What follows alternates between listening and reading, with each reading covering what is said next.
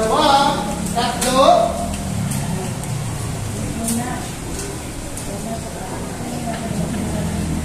at 5. Okay?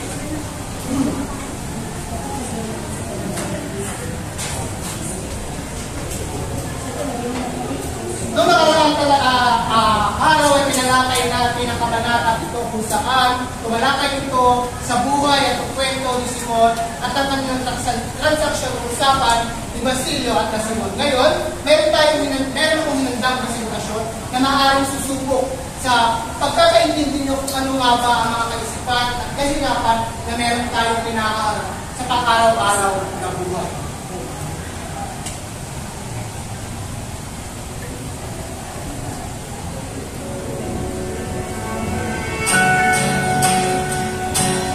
Ang nilalagay at ang mensahe ng video ang nakahanda.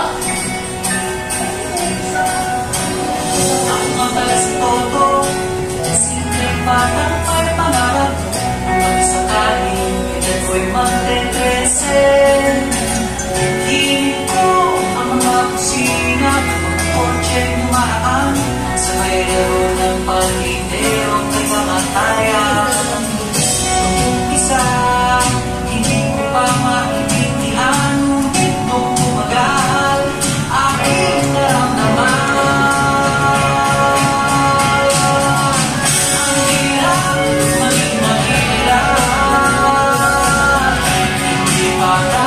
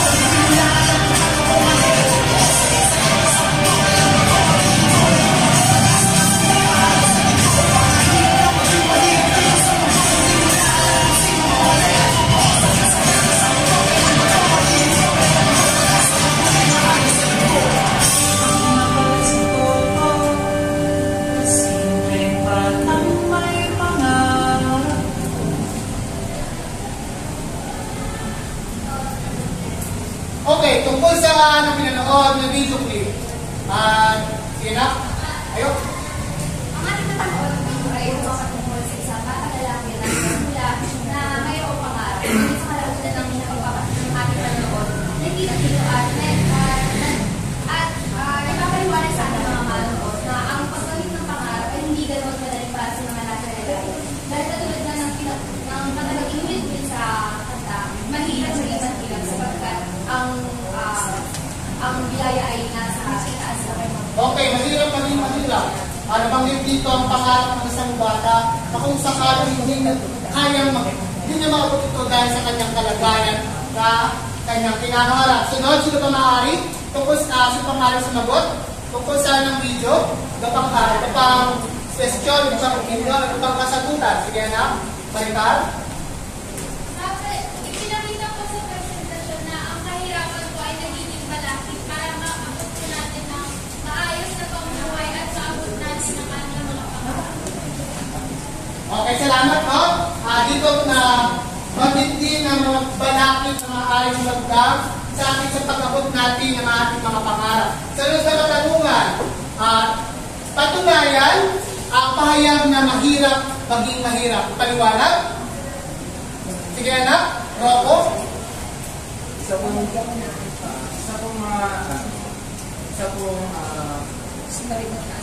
patunay dito sa linyang ito na mahirap maging mahirap.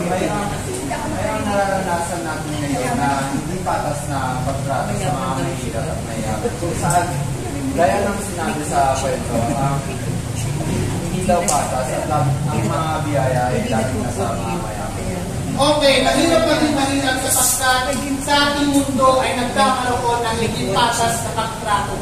May hirap ang nahihirapan, mayayaman ang nakakatamo na mga kaligayahan na dapat ay maging patas na meron sa mahirap at meron din sa mayaman. Sunod, paano ang iyong gagawin upang makaahon sa kahirapan?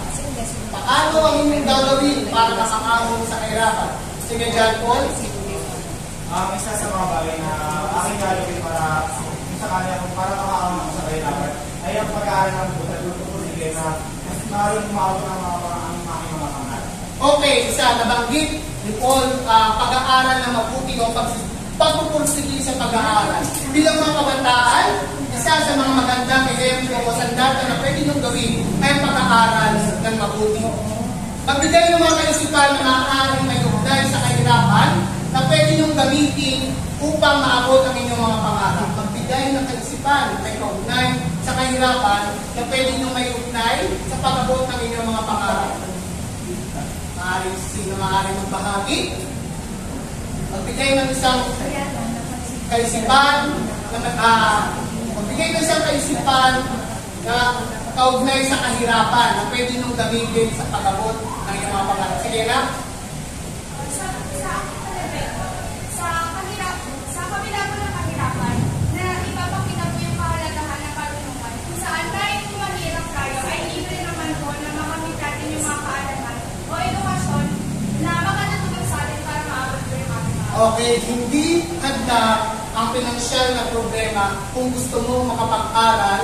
Sa pag-aaral na yan, matutupad mo ang mga pangarap na gusto mo matupad. Okay? Ito na. Ngayon, sunod. Maraming mga bagay, maraming salita ang maaaring makapagpagulo at magbigay sa atin ng mga haka-haka tungkol sa tatakbuhin at talamin ng ating paksa. Ngayon, pakibasa ang tanong to. Sige, Lorraine.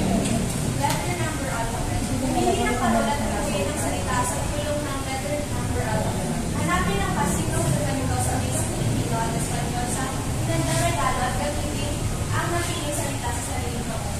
Okay, sino maaaring sumubok sa unang bilang? MJ, kayo? Unang parol. Ang salita ko naman po dito ay tingkong po na ma-ugnay ko po sa salitang lolo o abuelo. Okay, tingkong o mas kilala rin sa tawag na lolo at pag ginamit sa wikang Espanyol ay abuelo. Bumuo ng isang salita o pangungusap gamit ang salitang lolo.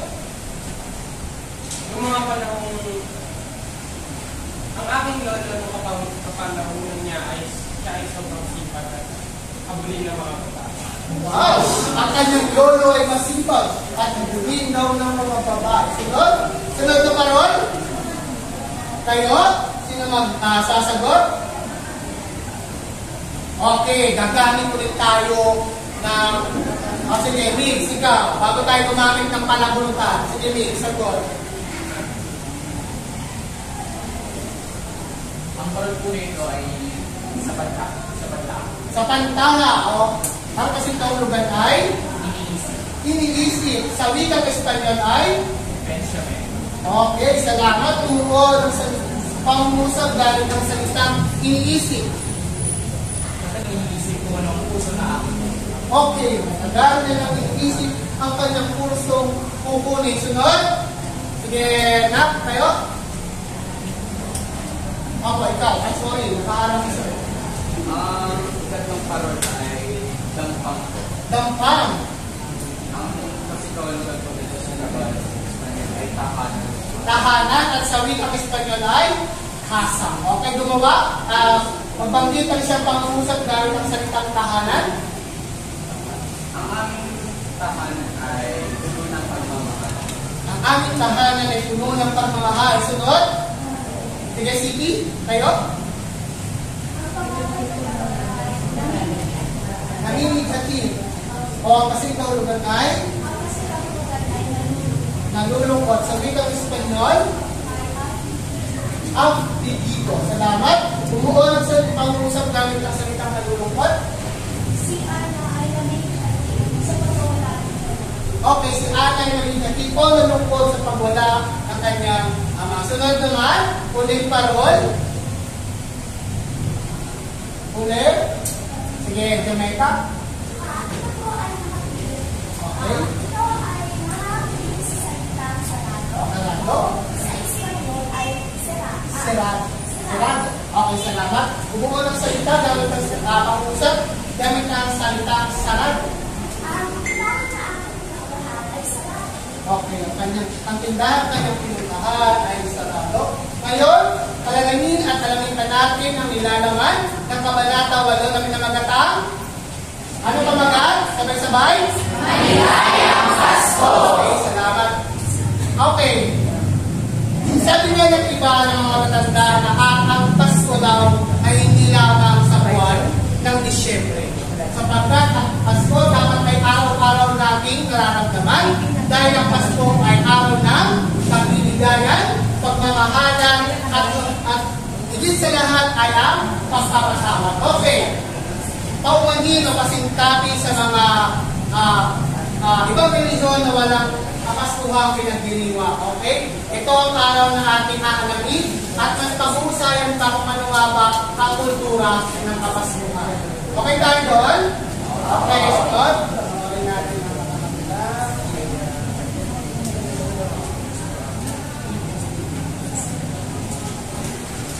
Nagregalo na at naghay ng pangalipo ng maraming salabi pauman sa luwang kahit tayo.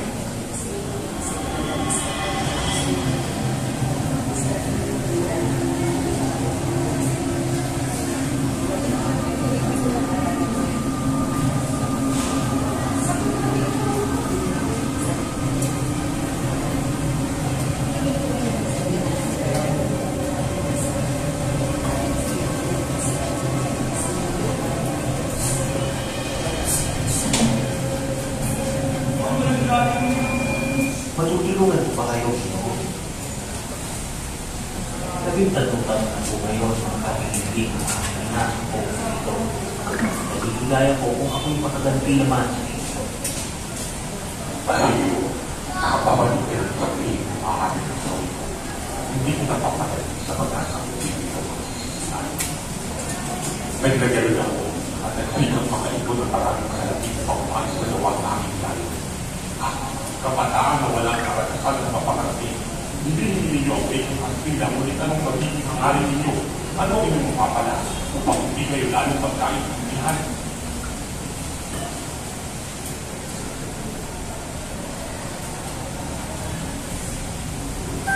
Nagmadilig muli na lupa ng mga mata.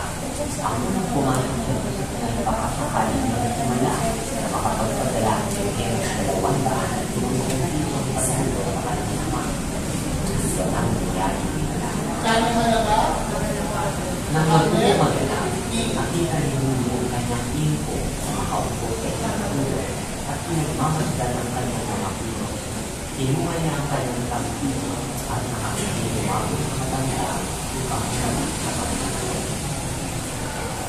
Pagdating po ni Ama, pag-isabi na ako'y napasok na rin sa kolehiyo. Ang Panginoon ko'y marunong magsalita ng wikang Kastila at ito ang pinakamurang kolehiyo na mapapasukan ko. Habang kapay nag-iwan kita ng pero sa bahay. Tinanong niya ang mga taong nakabilis ng maganda upang magsimba at mamasko. Nang may mga kamag-anak na dumalaw kay Tandang Selo, nagumihanan siya ng hindi siya makabilikas ng isang salita. Walang maibupang pangungusap sa kanyang mga labi, kundi mga ilit na umol lamang. Nagkagulo ang mga panahuling kamag-anak dahil sa nangyari kay Tandang Selo. Napitina! Pinagdadalahan tayo ng Diyos ng kayong mga parusa dahil tayo ay makasalanan. O may kamag-anak.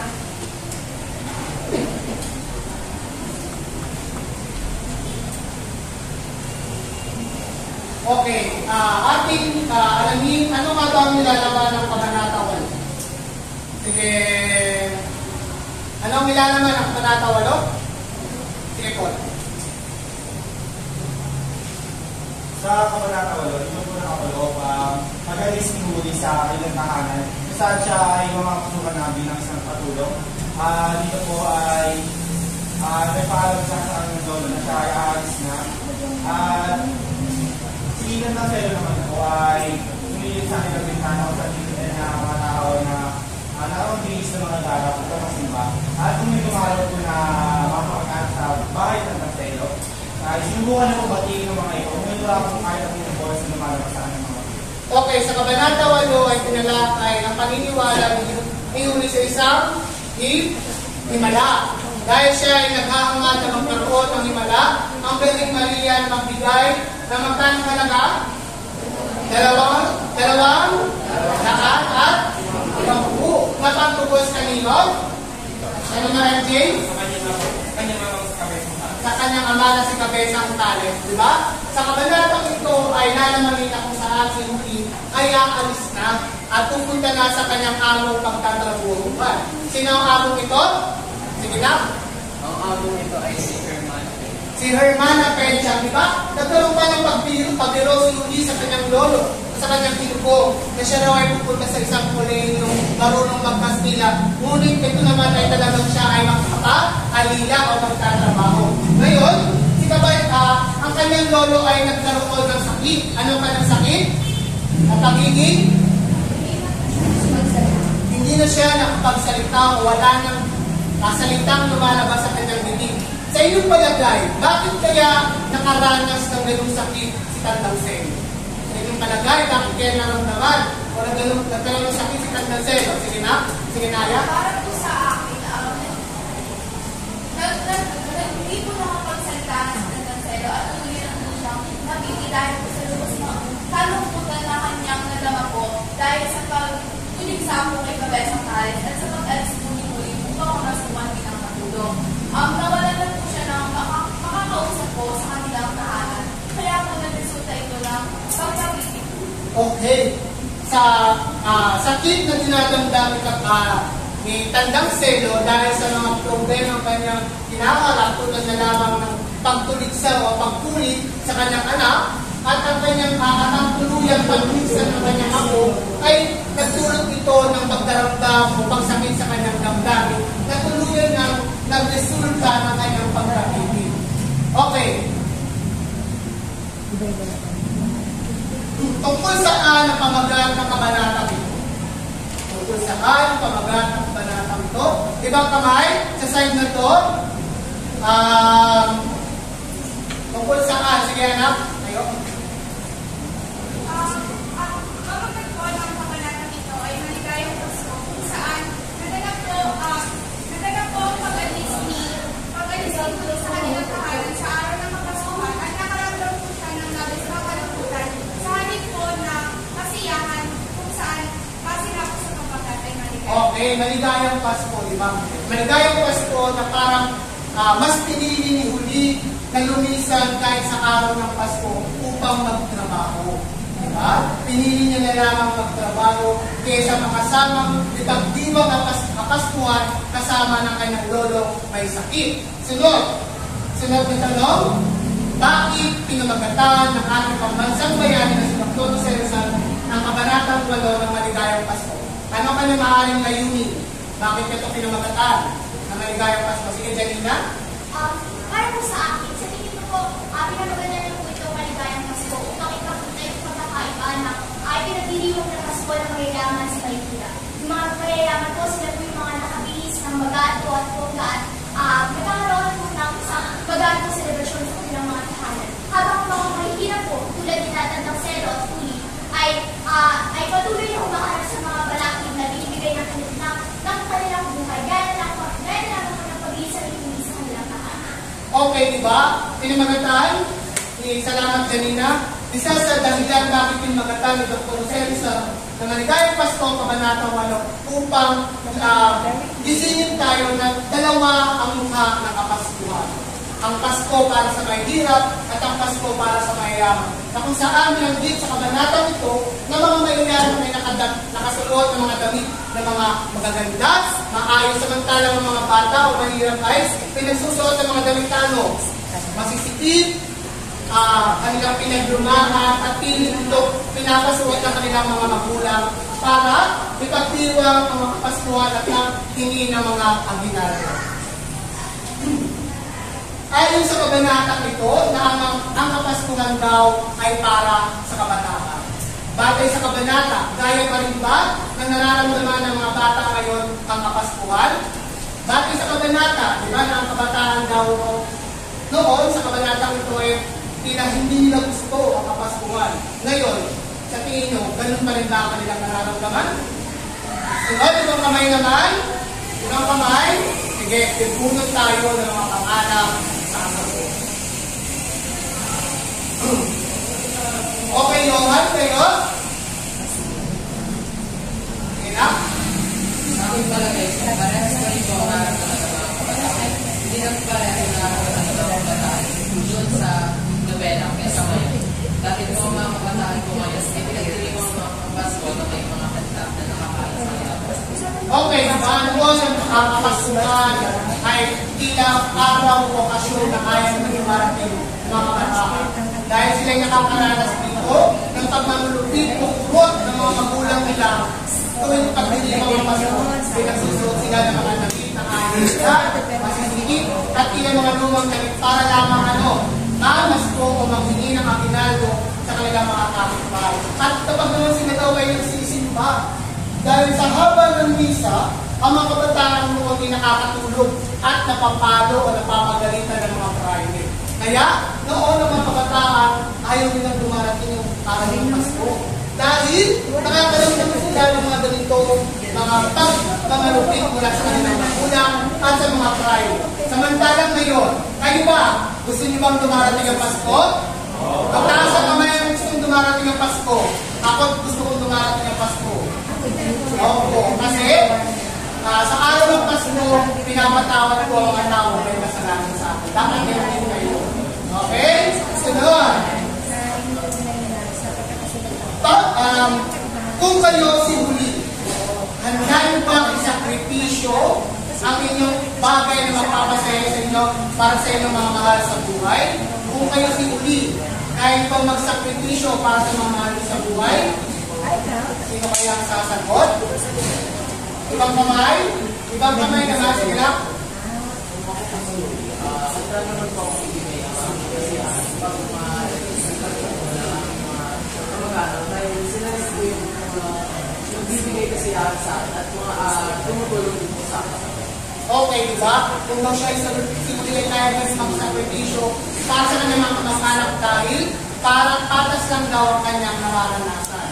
Handa magsakripisyo ang kanyang kamag-anak, ganun din siya sa kanyang mga pag-anak. Sino pa po ang magbabahagi? Sige na?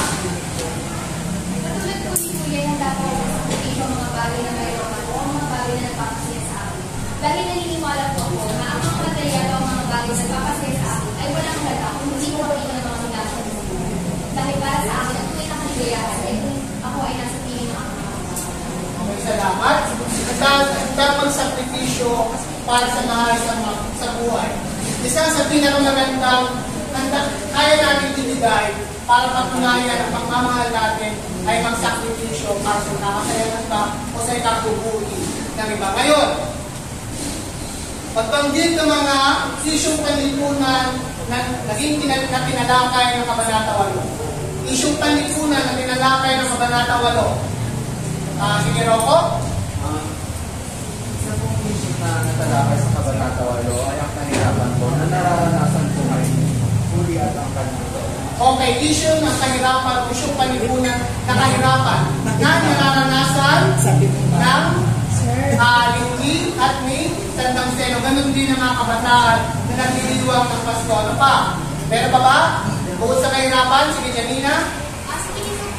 Isa rin po sa mga isyong panlipunan na makikita dito ay yung pagpapaalala po ng pagbibigay na kanilang sarili at ng kanilang mga sarili kapalit ng isang bagay na kailan po sila. Okay, mahusay. Ang pag-aalilaw, maagang pagkatrabaho ay isang isyong panlipunan na meron tayo ngayon. Ano pa po? Wala na. Ngayon, sa Kabanatang 8 ay pinalakay dito ang iba't ibang usapin, suliranin, na maaaring maging si sentro o bumulat sa kasalukuyang panahon. Ngayon, magbigay isa sa mga teoryang pangpalitan na nabanggit nilaman ng Kabanata 8 ay ang teoryang realismo. Bakit yan teoryang realismo ng Kabanata 8? Ito ang kamay. Bakit yan teoryang realismo? Sige, Dave.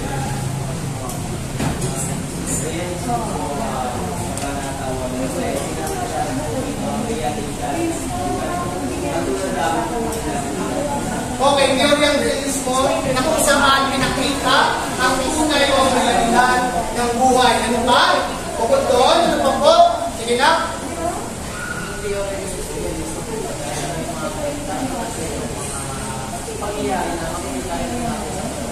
Okay, mga pangyayari nakikita natin sa totoong buhay. Magbigay ng isa. Ano mga pangyayari nakikita natin sa totoong buhay na may uugnay natin sa Kabanata 8? Ano pa po? Sige, Mix.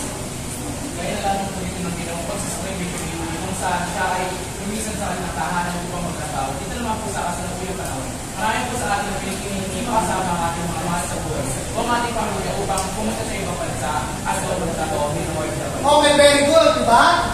Tulad na lamang ni Uli na kung saan piniling magtrabaho at magpakalayo-layo kaysa ipagdiriwang ang Pasko. Ganun din sa kasalukuyang panahon na mga OFW. Sa araw ng Pasko, mas pinipili nilang magtrabaho kaysa ipagdiwang ang Pasko kasama ang kanyang mga pamilya. Okay, very good tayo doon, Mix. Sunod. Ngayon, alamin natin ng mga katalakay na natin ng Kabanata 8, mas palalimin pa natin ang nilalaman nito gamit ang mga hinandang pangkata. Para sa pangkata isa, pakibasa, gawain 1. Sige na. Gawain isa. Gawain isa.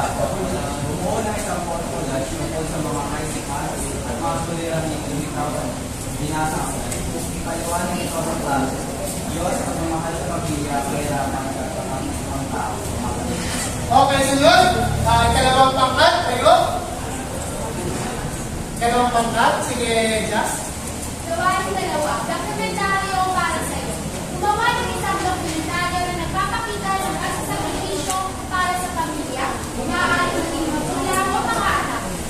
Malitaw din ang mga mukhawi at solusyon sa problemang kinakaharap ng pamilyang Pilipino. Okay, salamat. Upo. Gawain 3, kayo. Sige, Paul. Gawain ayaw ay magsayaw. Ulit na isang interpretatibong sayaw sa awiting bulong ng bayan. Bigyan ang kaisipang bitaw sa akto ng pinalakay. Bigyan ang koneksyon ng mga kaisipan para sa akto ng pinalakay at sa realidad ng buhay. Okay, salamat. At ika-4 na pangkat. Sige na, kayo. Gawain 4. Puntos mo, show mo. Gumawa ng isang mas linis na paraan ng Okay, maaari na paikuti ng inyong mga usukan at mag-usap-usap ng inyong dalamanin sa gawain natin isasagawa. Sige, pakikuti na upuan at narito ang 3 minuto bilang paghahanda sa inyong gagawing pangkat.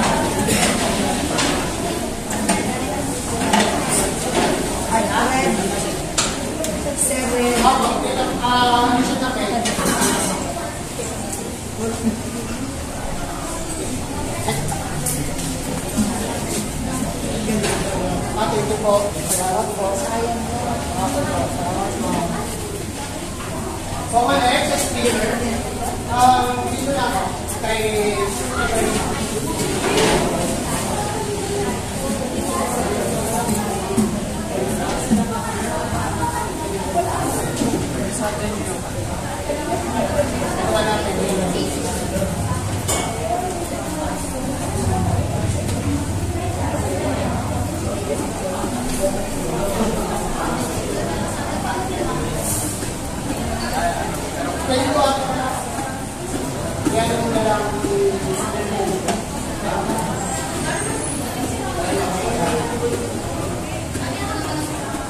okay, meron pa tayong 2 minuto.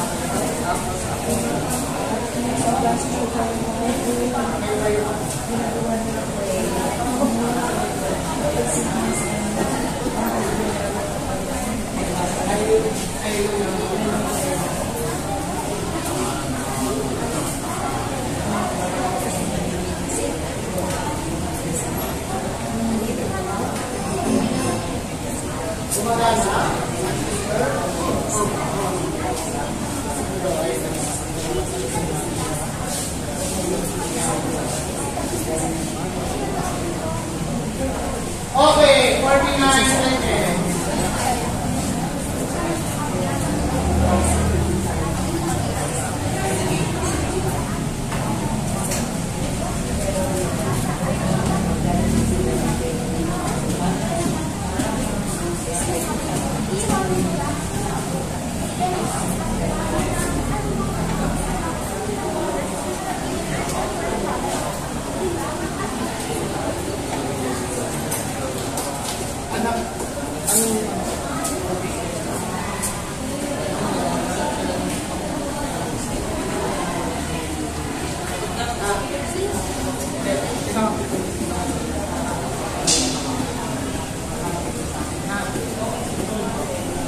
Okay, maaari nang ayusin at bumalik sa tamang sulat. Pagpantay-pantay na muli ang mga upuan. Sige.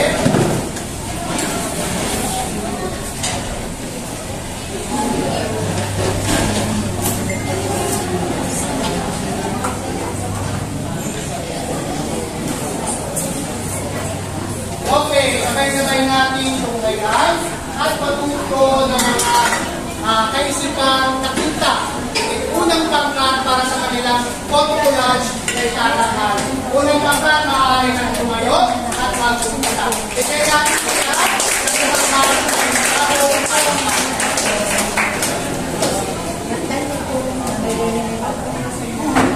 dahan po, baka tayo mag-isip. Diba? Wala bang mag-isip?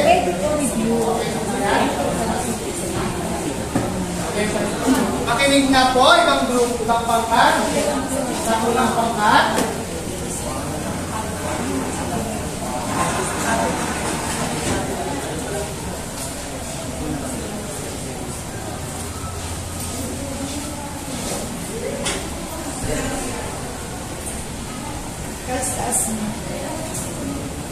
Yan.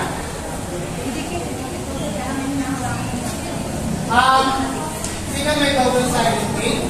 Bigyan ng double-sided tape. Or scotch tape. O kaya.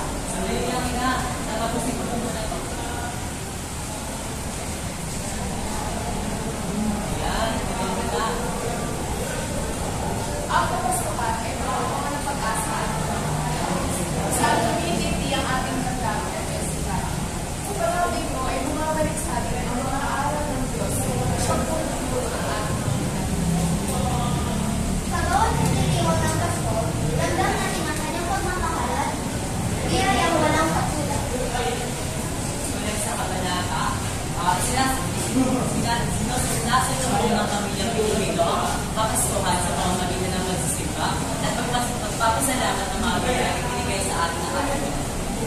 Ngunit, hindi lahat ay nagdiriwan ng Pasko ng may kasiyahan. May mga pamilyang naghihirap at labis na nangangailangan ng pagmamahal at pagtutulungan. Hirapan ng isa sa ating lipunan na kinakaharap kahit sa masasayang araw tulad ng Pasko. Maraming tao ang nakikita. Maraming tao ang nangangailangan. Hindi lamang sa mga material na bagay, kundi pati na rin ang pag-unawa at pagmamahal. Mahirap ang maging mahirap. Ikaw nga sa kanta kanina. Hindi lahat ng tao ay may pribilehiyo na mag-aral, magtrabaho, makakain ng 3 beses o higit pa sa isang araw na kahit na. Kung kaya't marapat lamang ng ating mga kapwa, lalong-lalo na mga kapwa natin na nasa laylayan, na kadalasan hindi pagtutunan ng pansin, ay bigyan natin ng suporta at pagkawakan. Kaya naman ay sa araw ng pagkukulasyon sa larawan na nagpapakita ng kapanganakan ng ating Panginoon Jesucristo. Ito ay sinasabi ng bagong pag-asa na kaya natin pinagdiriwang kapasuhan ng iwan ng Panginoon. Sa larawan na ito ay pinapakita ang isang pamilya na sumisimbolo sa pagiging masaya sa araw ng Kapaskuhan. Palagit ng mga suliranin o problema na pinakaharap nila sa kanilang buhay. Itong mga suliranin o problema hindi nila nila ang makakadlang sa kanila upang ipagdiriwang ang Kapaskuhan. Ang parol at ang bandila naman na makikita sa aming photocollage ay magkaugnay sa aspertong ito ay sinisibolo sa isang tradisyon at sa isang kultura na aming ginagawa ng Kapaskuhan. Ito, tuwing Kapaskuhan, makikita natin ang mga makukulay na mga parol na nakasabit sa labas ng ating mga tahanan. Ito ay nagpapakita at nagsasabi na malapit na ang bagong pag-asa para sa atin. Ang mga regalo ito naman ay sumisimbolo sa mga biyaya na pinagkaloob sa atin ng ating Panginoon. Kaya naman, kahit hindi oras ng Kapaskuhan, nalalaman lamang na pasalamatan natin ang ating Panginoon sa mga biyayang kanyang ibinigay sa atin. Sa aming photocollage ay makikita niyo ang mga sinag ng araw, mga bituin at ang buwan. Alam na ito nagbibigay sa atin ng liwanag. Kung kaya ito ay nagsisilbing gabay ng Diyos para sa ating buhay upang mas lalo pang magdingin ang ating mga sakit. Ang ito, sumisimbolo ito ng pag-asa. Huwag tayo mawawala ng pag-asa at patuloy tayo lumaban. Sapagkat ang Diyos ay nandito lamang sa atin, gagabay sa atin sa bawat hakbang, siya tatahakin natin sa buhay. Na kahit umaga man o gabi, nandiyan pa rin ang liwanag sa ating life. Ang mga paniniwala ito ay hindi lang sumisimbolo ng ating pagiging makatao, hindi na rin ang pagiging makadiyos ng mga Pilipino. Ang panahon ito ay panahon ng pagpapasalamat, pagbibigayan at pagtitiwala sa kabutihan ng bawat isa. Sa gitna ng mga hamon at sa mga pagsubok na ating nakaharap, tuwing Kapaskuhan ating dapat na inaarala na ang pagsubok ay nawawala din at panibagong pag-asa, kabutihan at pagmamahal ay mayroon pa rin natitira sa atin. Kami ang pangkaisa. Maraming salamat.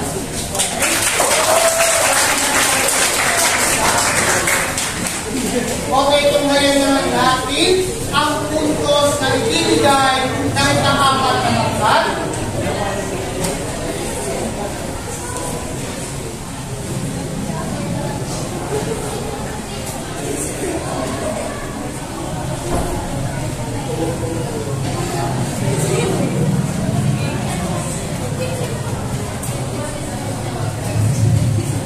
Ho, ho, ho!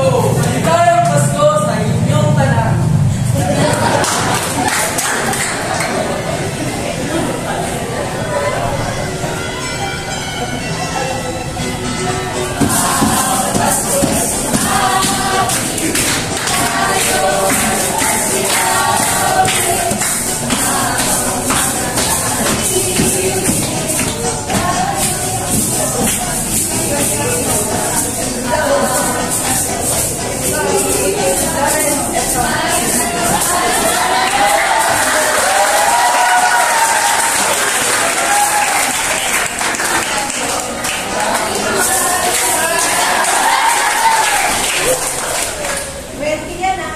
Napakahusay ng inyong grupo, pagkat isa, Kaya naman, para sa nilalaman ay binibigyan namin kayo ng 10 puntos! Dahil sa inyong pagmumulat ay naipakita nyo ang tunay na kasulugan ng kapaskuhan, ang pagmamahal ng isang pamilya at ang tradisyon. maraming salamat. Para sa presentasyon, ang inyong puntos ay 10 puntos. Bakit nga ba?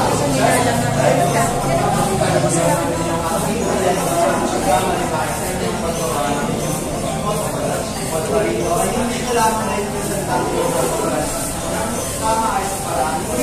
Sa pagiging sa amin sa pamagitan ng paglalay sila ng isang sulat ang isa. Ako pa yung tumungkol sa amin sa Maraming salamat din. At para sa huli, sa kooperasyon, ang puntos ng bawat isa ay 10 puntos. Bakit nga ba? Dahil na ipamalas niyo ang pagkakaisa ng inyong paggawa ng koron at sama-sama niyong ipresenta ito ng maayos. Kaya binibigyan namin kayo sa 10 puntos. ho, ho, ho! Ang gagaling ninyo!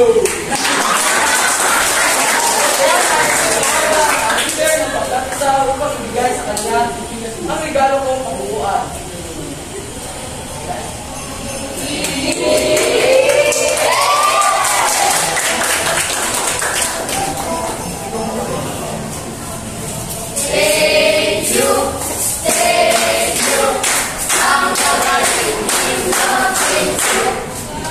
Okay, salamat sa apat na kapal.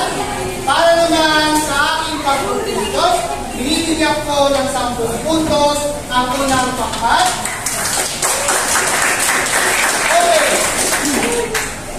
Bilang kabataan at mag-aaral, paano nyo pinapangarap ang mga suliranin na sumusubok sa inyong katatagan? Bilang kabataan at mag-aaral, paano nyo pinapangarap ang mga suliranin na sumusubok sa inyong katatagan? Maaaring sumagot? Okay na? Sa pagharap ng mga pagsubok na ibinabag sa akin, sinisigurado ko na binibigyan ko ang aking sarili ng kaunting panahon upang mapag-isa at mapag-isip kung paano ito makakaroon at effective ito masolusyonan. Kasunod naman ito ay ang paghihingang para sa akin ng mga kaibigan, sa aking pamilya, dahil sila ako sa mga kaalay at nakakita sa mga bagay na hindi ko nakikita na siyang makakatulong sa akin upang agad na namantasan ang problema. Okay, salamat po. Bilang kabataan, kinakailangan natin na maging matatag. Walang pagsubok ang madaling kaharapin. Lahat ng pagsubok ay lalabanan natin yan sa pamamagitan ng pagkakaroon ng magandang koneksyon sa mga mahal natin sa buhay. Tulad na lamang ni Rudy, na nagkaroon siya ng pagtitiwala o naging inspirasyon niya ang mga mahal niya sa buhay upang lumaban at magsakripisyo para sa pagtatrabaho at para sa kanyang mahal na si Kapesang Tali. Ganun din kayo mga kabataan, di ba? Kailangan nyo lumaban at patuloy na tumayo sa oras ng problema meron kayo. Okay? Ngayon, tunghayan naman natin ang inendang presentasyon o ang dokumentaryong nabuo ng ikalawang pangkat. Ikalawang pangkat.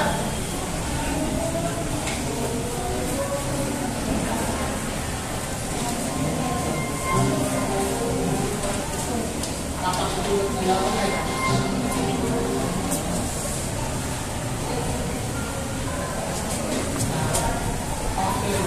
Okay, panoorin natin ang hinandang dokumentaryo ng ikalawang pangkat.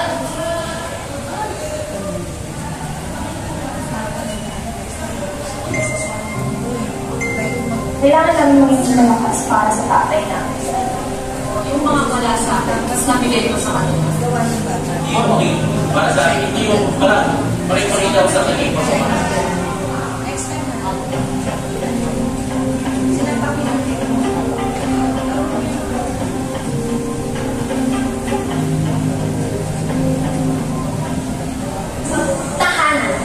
Pinamaligtas na lugar kung ating patuloy, kung saan ang ating pamilya at masayang alaala ay matatagpuan. Ngunit sa kabila ng pagiging sentro ng pagmamahalan at kasiyahan, ito rin ay minsan na pupuno ng mga pagsubok. Kaya naman, ating ngayon alamin ang mga suliranin minsan na sumubok sa katatagan ng ating mga kapulisan. Ano ang mga problema na kinakaharap ng pamilya? Isa lang yung pinaka-problema.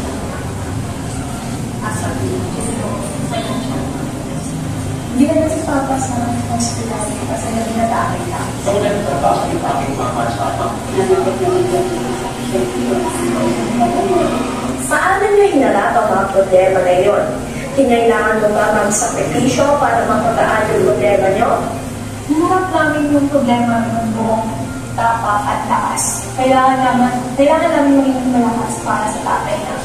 Hindi namin pwede ipakita sa tatay ko. Hindi namin pwede ipakita sa tatay ko na mahina kami. Kasi tatay kami ng disabilitas niya yung panahon na rin. Sinacrifice ko yung masyado ko para yung pagkabata ko para sa mga kapatid ko.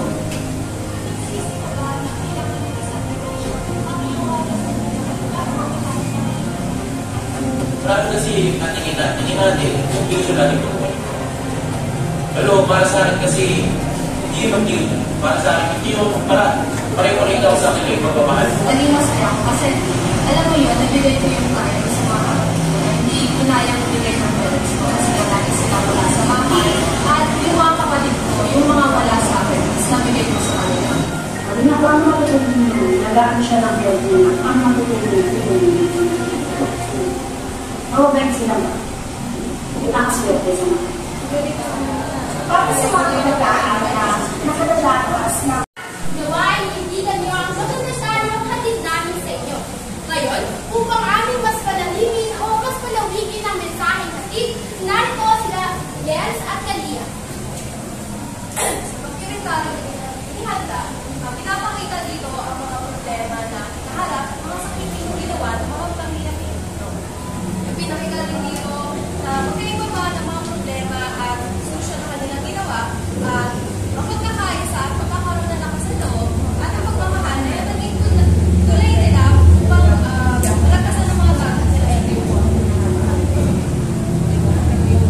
sa solusyon, pinakita dito ang iiwanan ng suliranin ay kailangang paghirapan at pag-isipan ng mabuti upang makagawa tayo ng mas maayos na mundo. Ang problema ito ay pagtela ng ating buhay, kaya isipin ito ng aral at tutulungan tayo upang mas lumakas pa tayo. Ang pagpapasya naman ay kailangan nating pag-isipan ng mabuti para sa huli ay hindi tayo magsasaya. Tunay na napakaganda ng mensahe na hatid ng dokumentaryo para sa inyo. Kaya naman naniniwala ako na ang bawat pamilyang Pilipino sa atin ay naghahatid ng pagmamahal, kasiyahan at ng magagandang alaala sa atin. Ang utos ay ibibigay